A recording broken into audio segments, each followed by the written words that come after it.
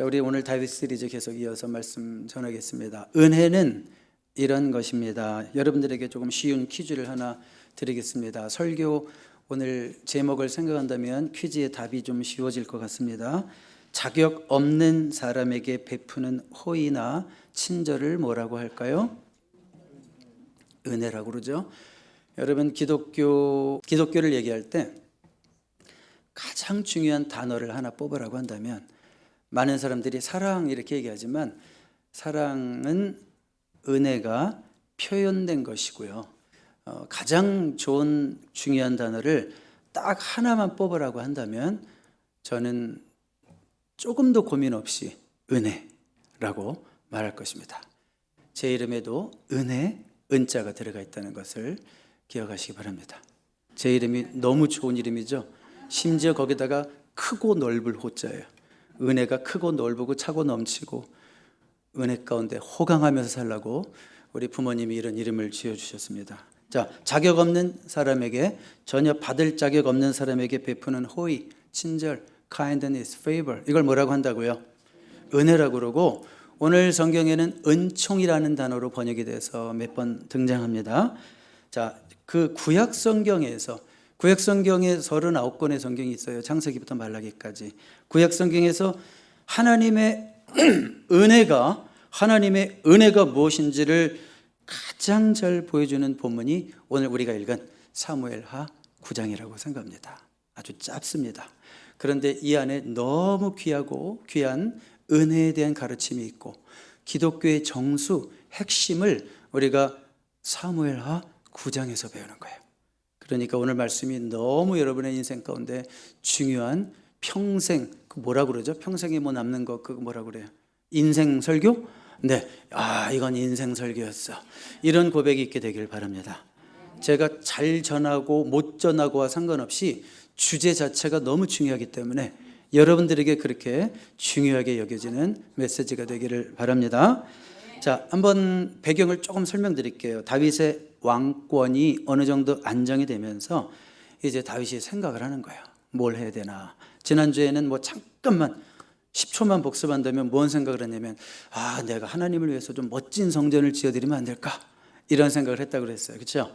그렇지만 그 몫은 다윗의 몫이 아니라 누구 몫이었다? 아들 솔로몬의 몫이었구나. 그래서 인생에는 내 몫이 있고 저 사람의 몫이 있고 우리 각자의 몫이 있구나. 이런 말씀 드렸어요. 자, 그리고 또 어떤 생각을 했냐면 조금 한가해지니까 이제 수준이 나타나는 거예요. 한가할 때 무슨 생각을 하는가 보면 그 사람의 수준이 나타나는 거죠. 그렇지. 내가 나의 절친 요나단과 약속한 게 있잖아. 자, 그 무슨 얘기냐면 요나단은 참 영적으로 높은 사람이었어요. 안목 있는 사람이었어요. 비록 자기가 왕의 아들이고 사울의 아들이었지만 차기 왕은 내가 아니라 다윗이다라는 걸 알았어요. 그런데 다윗이 왕이 되면 사울의 집안이 위험해지는 거예요. 그 시대로서는. 그러니까 요나단이 뭐라고 친구에게 부탁을 했냐면 다윗, 네가 왕이 되거든 우리 집안은 좀 돌봐주게. 이제 이런 식으로. 그럼 내가 확실히 책임질게. 이러면서 약속을 했다는 거예요. 약속. 그런데 이미 전쟁이 일어나고 사울도 전사하고 요나단도 전사하고 이미 다 죽어버렸어요. 약속까지 했던 요나단 절친도 지금 죽었어요. 근데 생각이 나는 거예요. 요나단이랑 했던 약속. 그래서 사울 가문에 지금 누가 남아있는지를 생각하는 거예요. 9장 1절 보세요. 9장 1절 보시면 다윗이 이르되 사울의 집에 아직도 남은 사람이 있느냐? 내가 요나단으로 말미암아 그 사람에게 은총을 베풀리라 하니라. 뭘 베풀고 싶어서요? 은총을 베풀고 싶어서. 자, 그런데 여기 1절에 아주 매우 중요한 표현 두 가지가 있어요. 오늘은 은혜가 주제이기 때문에 은혜와 관련되는 매우 중요한 두 가지 표현이 있어요. 특별히 1절 시작을 제가 일부러 영어 성경 NIV를 실었는데 David asked, Is there anyone? Anyone? 이게 계속 반복됩니다. Anyone? 다윗은 지금 Is there anyone qualified? 이렇게 말하고 있지 않습니다. 누구 좀 자격 있는 사람 있냐? 내가 kindness, 친절을, 호의를 베풀어도 될 만한 자격 있는 자가 있느냐라고 묻지 않고요. Is there anyone? 그 누구도, 그가 범죄자라도 상관없다. 사울의 집안에 누구라도 있느냐? 그가 죄가 많은 사람이라도 상관없다. 누구 있느냐? 이렇게 물어보고 있습니다. 누구든 사울의 후손이 있으면 자기가 그 자격 유무와 상관없이 은총을 베풀겠다 이러는 거예요. 자, 여러분, 그래서 은혜에 대한 중요한 개념들이 나오는데 은혜는 가리는 것이 아닙니다. 자, 한번 은혜는 가리지 않습니다. 시작. 은혜는 가리지 않습니다. 그러니까 영어로 쉽게 표현하면 은혜는 피키한 게 아니에요. 은혜는 피키한 게 아니에요. 여러분, 은혜가 없는 교회에서 자주 통용되는 대화 한마디만 들어보세요. 은혜가 없는 교회에서 자주 통용되는 대화, 저 사람은 이래서 안 되고 저 사람은 저래서 안 되고, 자, 이런 대화가 통용되고 있는 교회를 뭐라고 그러냐면 은혜가 없는 교회라고 그래요.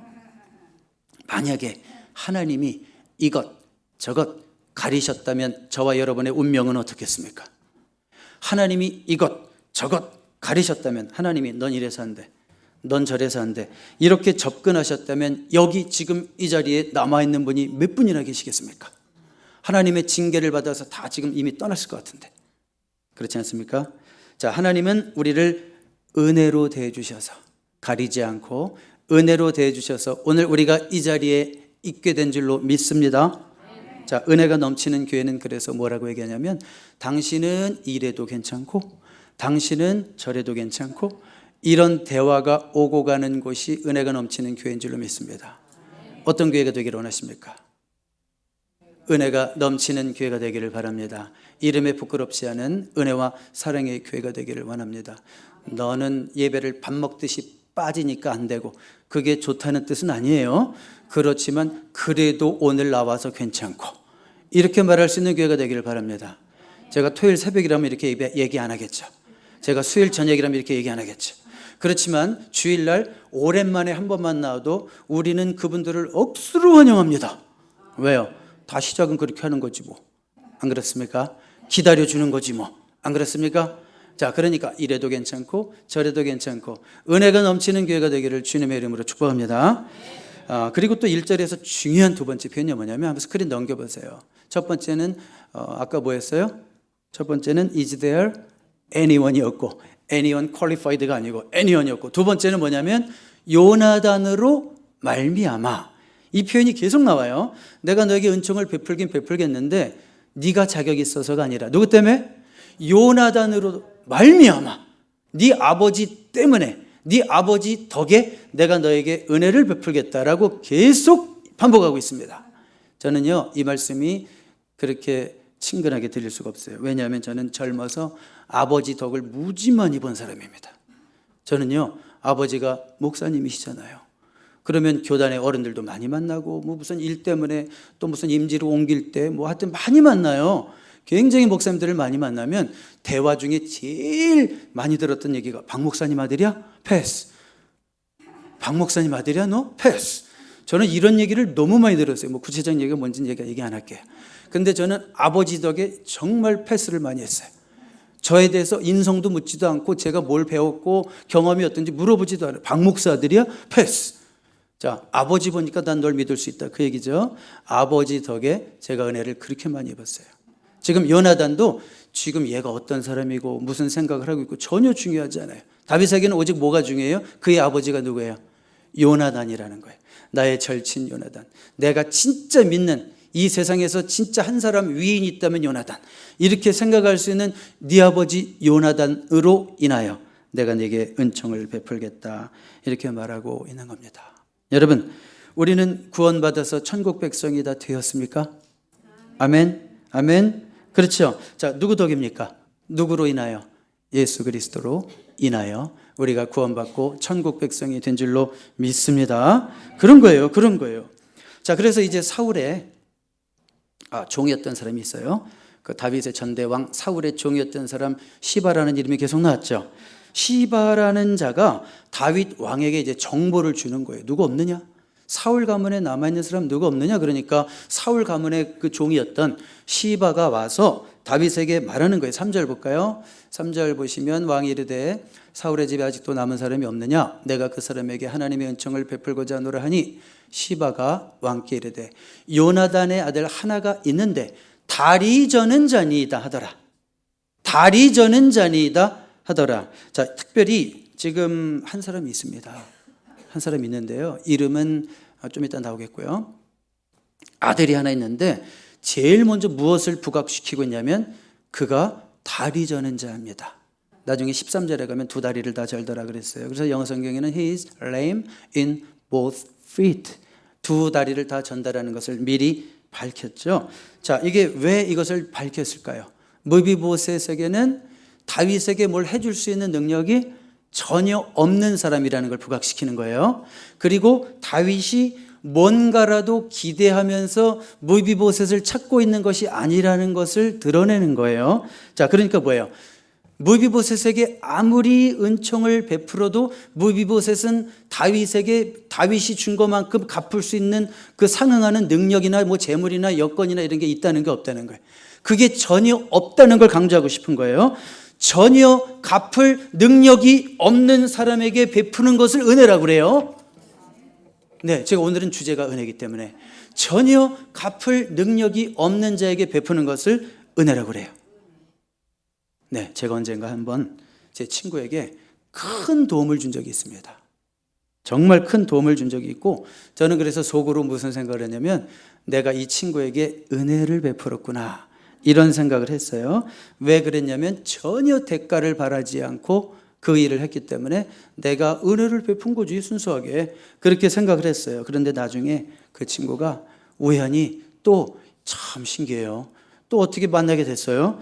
근데 뭐라 그러냐면 지난번에 너무 고마웠다고 하면서 제가 베풀었던 것보다 훨씬 더 2배로 저에게 갚아준 거예요. 구체적으로 무슨 내용인지 얘기 안 하겠어요. 이런 일이 있었다라는 거. 그래서 뭐라고 얘기하냐면 그러면서 그 친구가 이렇게 얘기를 해요. 아이, 어차피 인생은 give and take 아니니. 아이, 줬으니까 내가 또 너희들 줘야지. 인생은 어차피 give and take 아니니 그러는데 제가 굉장히 마음이 약간 서운했어요. 서운했다는 표현보다는 마음이 좀 아쉬웠어요. 왜 그런지 아세요? 내가 베푼 은혜가 사라졌기 때문에. 무슨 얘기인가 하면 은혜를 베푼 것이 갚음으로 돌아오게 되면 내가 한 행동은 더 이상 은혜가 되지 않는 거예요. 그때는 뭐예요? give and take가 되는 거예요. 이 세상에 돌아가는 방식은 give and take예요. 그러나 하나님 나라에 돌아가는 방식은 give and take가 아니에요. give and give and give예요. 네, 그리고 바라지 않는 거예요.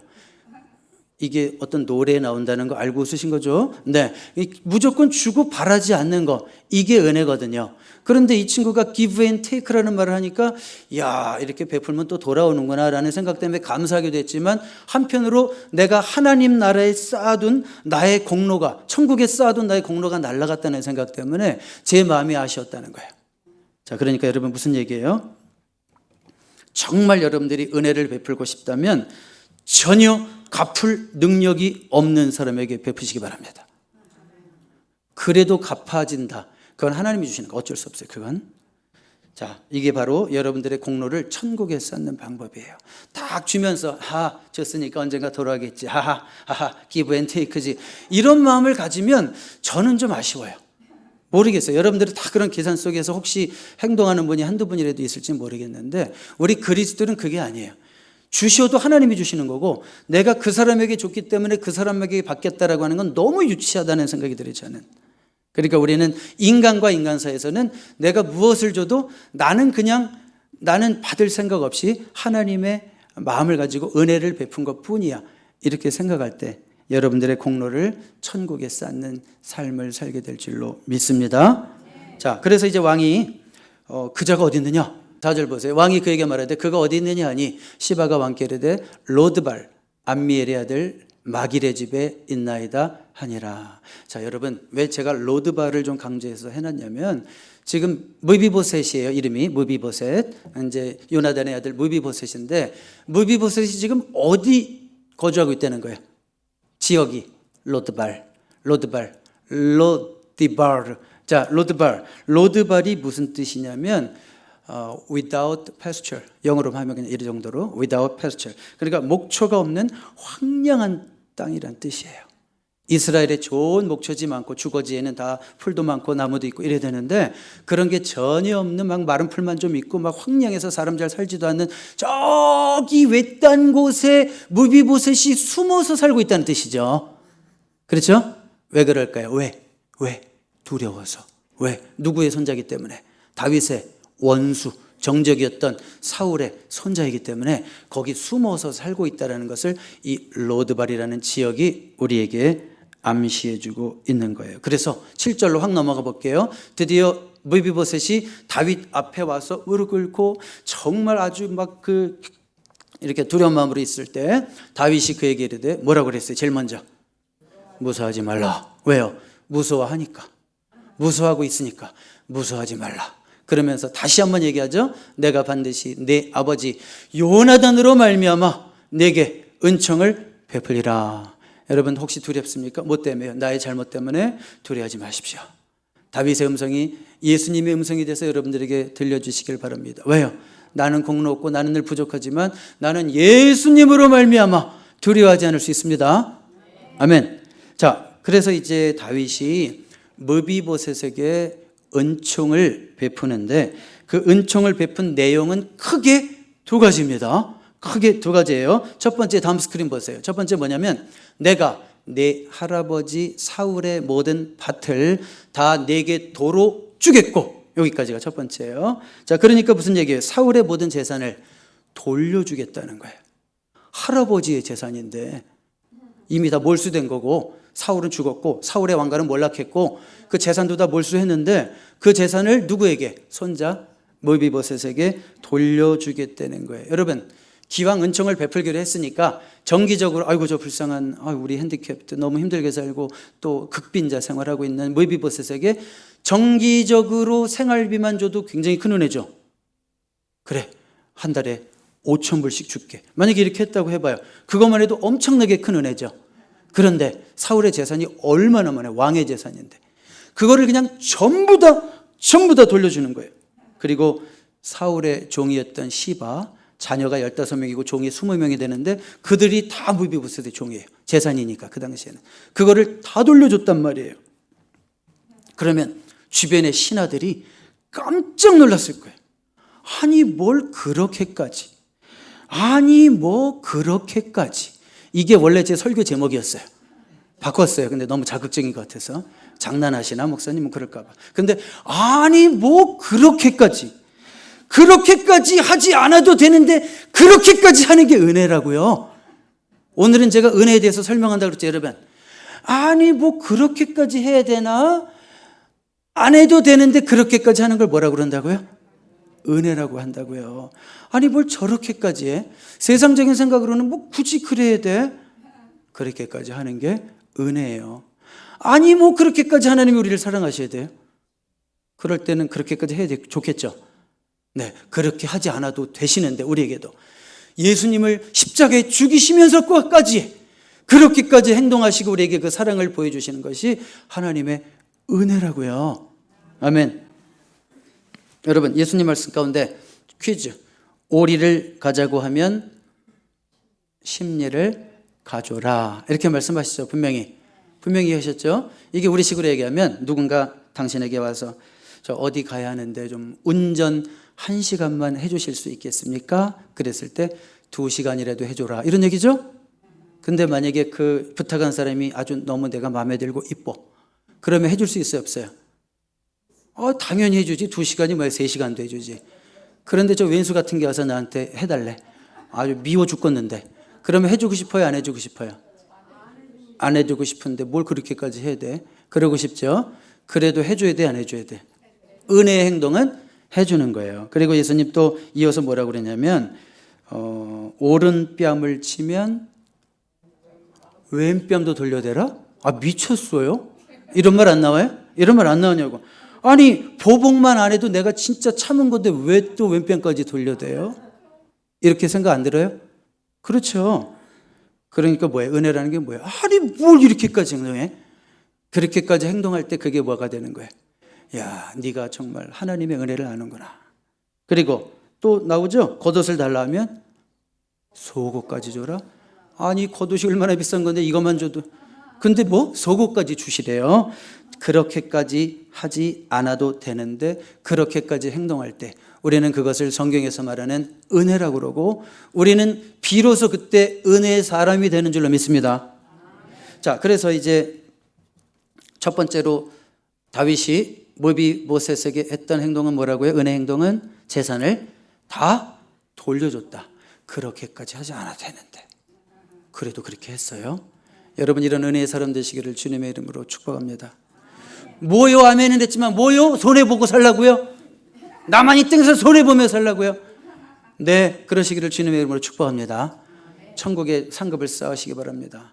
하나님은 내세에서뿐만이 아니라 결국은 이 땅에서도 다 갚아주시더라고요. 그런 사람 믿음이 있으면 그렇게 행동할 수 있는 거예요.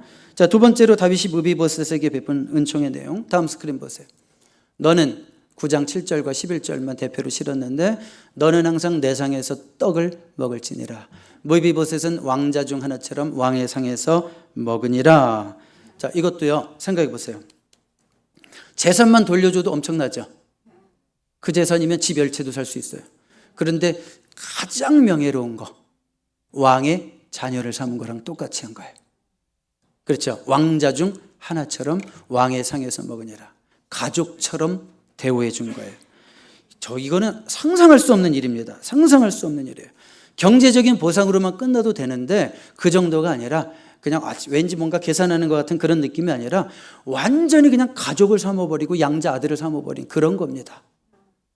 이거보다 더 큰 사랑이 있습니까? 또 신하들은 보면서 뭐라고 그럴까요? 아니 뭘 그렇게까지 해? 임금님 약간 요즘 이상하셔. 저 사울의 손자인데 저 위험하지 않아?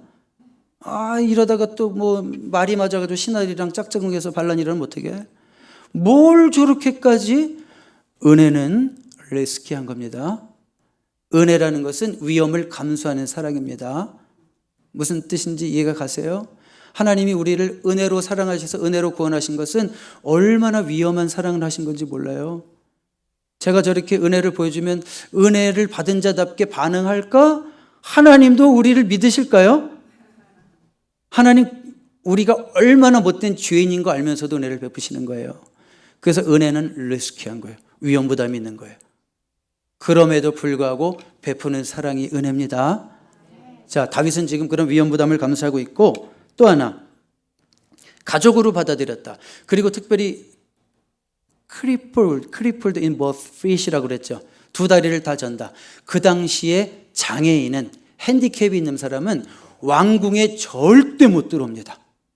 그게 법이기도 하고 성경적으로도 성전에 그 당시에는 이상했죠. 이상한 시대였죠. 성전에도 그렇게 장애자들 못 들어왔어요.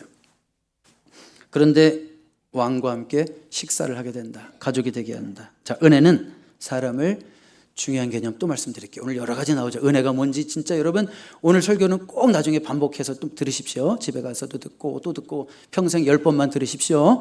자, 은혜는 뭐냐면 사람을 있는 모습 그대로 용납하는 게 은혜예요. 자, 은혜는 뭐라고요? 사람을 있는 모습 그대로 용납하는 게 은혜입니다. 다윗은요 무비보셋을 바라보면서 그 어떤 꼬리뼈도 달지 않습니다. 있는 모습 그대로 봐준다고요? 그 어떤 꼬리뼈도 달지 않습니다. 다만 그의 이름을 불러줍니다. 우리 6절 여기 보시면 무비보셋이요 막 다윗이 무비보셋이 떨고 있을 때 뭐 너 왕의 아들 네가 왕의 손자라며 이게 아니라 무비보셋이요 이름을 불러주면서 그 한 인격을 높이고 있는 거예요. 여러분 만약 다윗이 무비보셋에게 꼬리표를 단다면 이런 식으로 얘기하는 거예요. 아이고 저 두 다리를 저는 저 불쌍한 녀석 이게 꼬리표를 다는 거예요. 그러니까 이 특징을 보고 그 다음에 이 사람이 했던 행동을 생각하고 아이고 좀 약간 성질이 난다면 나쁜 감정이 생기다면 저 반역자 사울의 손자 녀석 이런 식으로 말하면 그게 꼬리표를 다는 거예요. 그렇죠? 여러분 우리가 누군가에 대해서 말할 때 잘못하면 그 사람을 있는 그대로 인정하지 않고 그 사람에 대해서 꼬리표를 달 수가 있어요. 꼬리표를 단다는 것은 그 사람의 존재 자체를 보는 것이 아니라 그 사람의 지금 좋지 않은 모습, 그 사람이 과거에 행한 어떤 일들을 보고 그 사람을 평가하는 거예요. 그렇게 하라는 거예요. 하지 말라는 거예요. 우리 그리스도인들이. 그렇게 하지 말라는 거죠. 예를 들면 김아무개 김집 저기 김아줌마 알아? 김아줌마 알아? 그러면 누구 말하는 거야? 아이 네 번인가 이혼한 그 자매 있잖아. 지금 또 5번째 남자도 만족 못해서 6번째 남자 만나려고 하는, 뭐 예를 든 거야. 예를 들어서 이런 식으로 말하면 뭐예요? 그 사람을 한 인격으로 보는 게 아니라, 예수님은 우물가에서 그 5번 결혼한 여인도 한 영혼으로 받아들이고 그를 구원하려고 했는데, 지금 아마 바리새인이라면 너 6번째라며 결혼 이러면서 정죄하고 있는 거예요. 그러니까 그런 식으로 꼬리뼈를 다는 거죠. 저기 박집사 알아? 박집사? 누구? 박집사가 한둘이야? 누구? 그 있잖아. 뭔 일을 해도 그 직장에 가도 한 달을 못 버티는 그 친구 있잖아. 그 친구. 한 달을 못 버티는 그 친구 있잖아. 그 집사래. 교회도 한 달에 한 번씩 옮기나? 하여튼 집사래. 보세요. 제가 예를 들은 거예요. 여러분, 무슨 얘기예요? 꼬리표를 다는 거예요. 뭐라고 그랬어요? 박집사? 박아무개 집사. 이름을 부르는 게 아니라, 그거 한 달도 못 버티는 친구. 자, 이런 식으로 그 사람을 정죄해버리고 더 이상 그 사람에게 희망이 없게 하고 그 사람에 대해서 낙인을 찍어버리는 거. 이걸 뭐라고 그래요? 그 사람에 대해서 꼬리표를 다는 거예요. 여러분, 제가 다른 질문을 드리겠습니다. 하나님이 만약 우리에게 꼬리표를 다신다면 여러분 어떻게 해요? 좀 편해요? 불편해요? 힘들어지지 않겠습니까? 힘들어지지 않겠어요? 하나님이 우리에게 꼬리표를 달면서 하나하나 탁탁 지적해가면서 과거에 네가 했던 행동들 가지고 꼬리표를 다신다면 우리의 인생이 얼마나 힘들어지겠습니까? 다윗은요, 무비보셋에게 그 어떤 꼬리표도 달지 않고 다만 그의 이름을 불러주는 거예요. 종에게 이름을 불러준다는 것은 거기에도 존경이 담겨 있고 리스펙트가 담겨 있다는 뜻입니다. 자, 이렇게 해서 많은 시간이 흐릅니다. 이렇게 해서 다윗과 무비보셋의 만남이 이루어지는데요. 많은 시간이 흐르고 사무엘하 지금 몇 장이에요?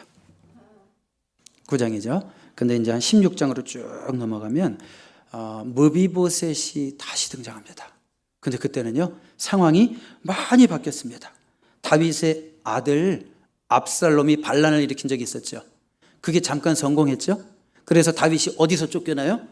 왕궁에서 쫓겨날 때가 있었어요. 눈물을 머금고 궁을 쫓겨날 때 무비보셋의 종이 된 시바, 그렇죠? 과거에는 사울의 종이었던 시바가 다윗 앞에 잔뜩 음식을 가지고 와가지고 왕 앞에서 아부를 하는 건지 충성을 보여주는 건지 막 그래요. 힘든 다윗을 막 이렇게 충성심을 보여줍니다. 그런데 누가 같이 와야 돼요?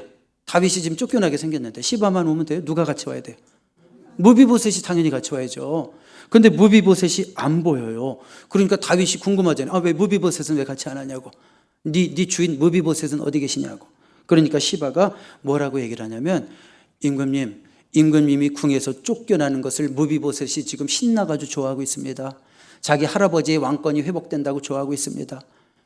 자, 이 말이 진실이었을까요? 모함이었을까요? 그렇게 대답할 줄 알았어요. 몰라요. 왜 그런지 알아요? 성경은 안 밝히고 있어요. 어쨌든 시바가 무비보셋에 대해서 그렇게 얘기를 하고 있어요. 그리고 나서도 시간이 쭉 흘러서 사무엘하 19장에 가면 또 무비보셋이 등장하는데, 그때는 압살롬의 반역이 끝나고 다윗이 환궁을 하게 되는 거죠. 환궁을 할 때인데 다음 사진 보여주세요. 이런 식의 모습이 연출됩니다. 그때는 사무엘하 19장의 모습인데, 그때는 무비보셋이 저렇게 초췌한 모습으로, 이건 너무 예쁘게 그렸어요. 이거보다 훨씬 더 초췌한 모습으로 이렇게 나타나서 다윗이 보자 뭐가 궁금하겠어요?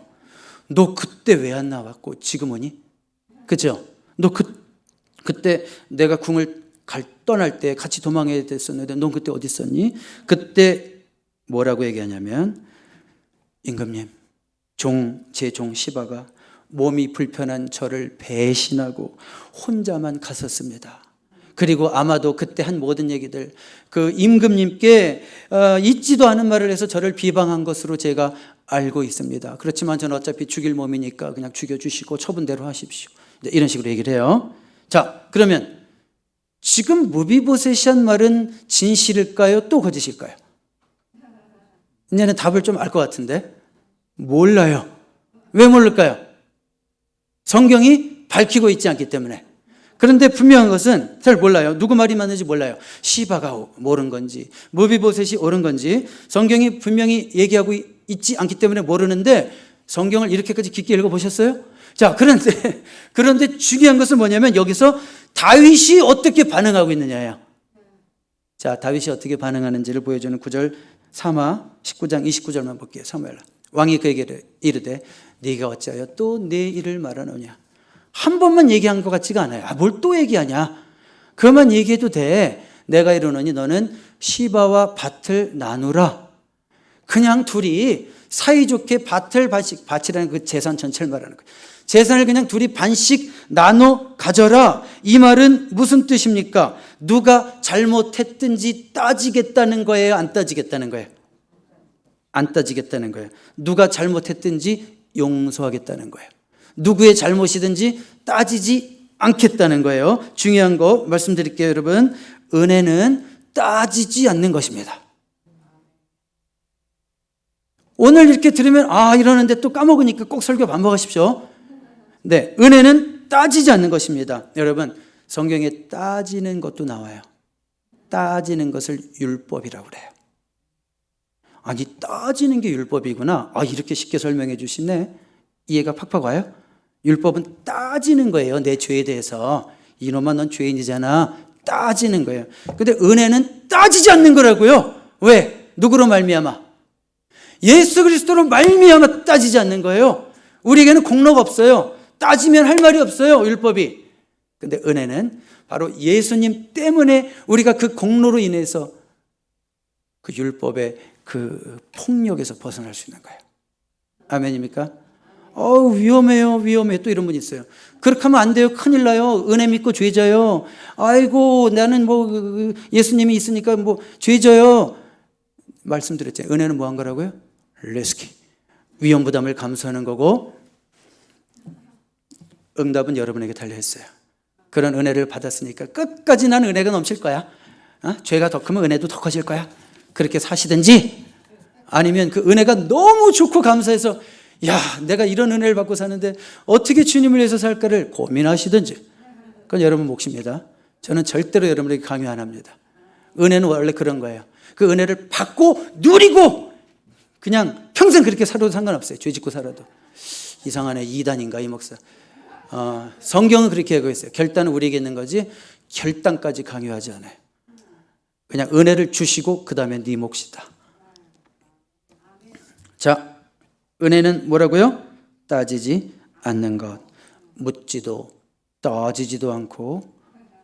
가입해 주는 보험이 있다며요? 몰라요? 이순재 씨가 그런 광고하는 거 몰라요? 묻지도 따지지도 않고. 저만 텔레비전 보나 보네. 어쨌든 묻지도 따지지도 않고 가입해 주는 보험이 있대요. 그냥 대충 나이 들었으면 오세요, 다 해줄게, 이런 보험이 있대요. 여러분, 묻지도 따지지도 않고 우리를 하나님 나라 백성으로, 시민으로 가입해 주시는 분이 계십니다. 누구십니까? 바로 하나님이시고, 누구 때문에? 예수 그리스도 아들의 십자가 죽음으로 인하여 바로 우리는 그런 하나님을 믿는 거예요. 하나님이 일일이 우리를 다 묻고 따지고 하면 우리 이 자리에 나와서 어떻게 예배드리겠어요? 솔직히 되게 거룩한 척들 하시지만 한꺼풀만 벗겨봐요. 이 세상에 저는 이 세상이 얼마나 더러운지 조금은 알아요. 여러분 정치권을 가든 경제권을 가든 아주 어디 높은 자리에 나와서 양복 입고 폼나게 얘기하고 연설하고 이런 사람들이 그냥 한꺼풀만 벗겨봐. 얼마나 더러운지 그냥. 모르겠어요. 제가 너무 독설을 날리나 오늘.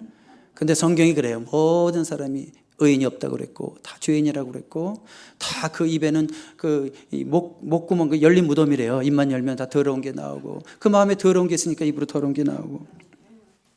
하나님이 우리의 이런 모든 죄와 허물들을 다 따지신다면 우리의 의로 하나님 앞에 설 수 있는 자가 어디 있습니까? 그렇죠?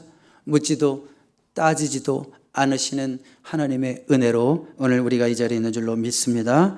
과거의 잘못을 따지지 않는 것, 이것이 은혜입니다. 하나님은 우리를 얼마나 사랑하셨냐면, 어떻게 사랑하셨냐면, 결론으로 로마서 5장 8절 읽고 마치겠습니다. 우리가 아직 죄인 되었을 때 그리스도께서 우리를 위하여 죽으심으로 하나님께서 우리에 대한 자기의 사랑을 확증하셨느니라. 우리가 너무 잘하고 얘는 이뻐할 수밖에 없는 자식이야. 우리 뭐 그냥 자식이 다섯인데 얘는 이뻐할 수밖에 없어. 얘는 그래서 사랑하는 거를 은혜라고 하지 않고 얘는 왜 이렇게 속만 썩이고 부모야 아주 평생 왼수야. 그럼에도 불구하고 우리가 아직 원수 되었을 때 5장에 보면 또 다른 편이 있어요. 우리가 아직 죄인 되었을 때, 우리가 아직 원수 되었을 때, 그럼에도 불구하고 그리스도가 우리를 위해서 죽게 하시고 그 정도로 하나님이 우리를 얼마나 사랑하신지를 데몬스트레이트 하신가. 그렇게 사랑으로 표현된 것이 하나님의 은혜입니다. 여러분, 우리가 이런 은혜와 사랑을 받았다면 우리는 이제 어떻게 내 가족들을, 또 내 이웃들을, 내 친구들을, 내 형제들을, 내 자매들을, 교인들을 어떻게 대하고 살아야 할지 그 정답은 여러분의 마음속에 있으리라고 믿습니다. 기도하겠습니다. 하나님 아버지 감사합니다. 흠이 많고 약한 우리들을 용납하여 주시고 있는 모습 그대로 우리 이름을 불러주신 것을 감사드립니다. 묻지도 않으시고 따지지도 않으시는 그 은혜와 사랑에 감사하고 감격하고 응답하여 우리도 가정에서 가족들을, 교회에서 교인들을, 또 우리의 이웃들을 은혜로 대하며 살게 하옵소서. 예수님의 이름으로 기도드립니다. 아멘.